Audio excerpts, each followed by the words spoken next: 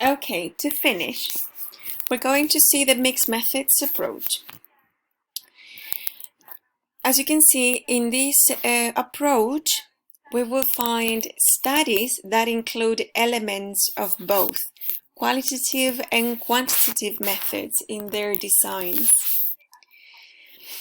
The most important characteristic of this method is that the combination of these two approaches, quantitative and qualitative, provides a more complete understanding of the research problem that you're interested in. It's a problem that cannot be fully addressed by one of the two approaches alone. It will be better for the researcher, and it will be better to understand and appreciate the problem if we involved characteristics of these two approaches. Let's see an example. We have Mr. Bryant. We have Mr. Bryant, and this is his question. What is the impact of collaborative reading on students' reading performance? So he wants to test this variable, collaborative reading. And how do students perceive the implementation of collaborative reading? So he's also interested in students' perceptions, in students' feelings when he implements this idea of collaborative reading. So as you can see, this is the strategy. Mr. Bryant is going to implement this strategy for the first time to see whether collaborative reading helps students in their reading performance. So in order to find out about students' entry reading performance, so before he implements his collaborative reading idea, the students are going to take a test.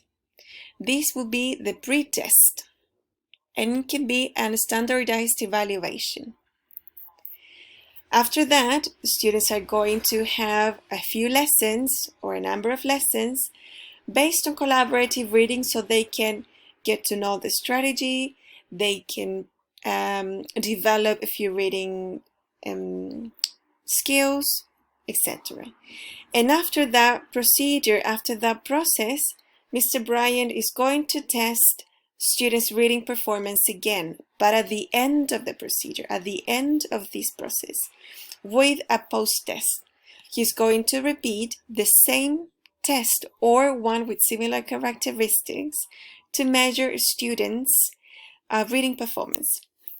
Along with that, at the end of the process, Mr. Bryant is going to interview the students in a group interview or focus group to collect students' information about their feelings. Okay? So in here, Mr. Bryant is using this technique, like the pre and post test from a quantitative approach, and then this type of technique to collect qualitative data.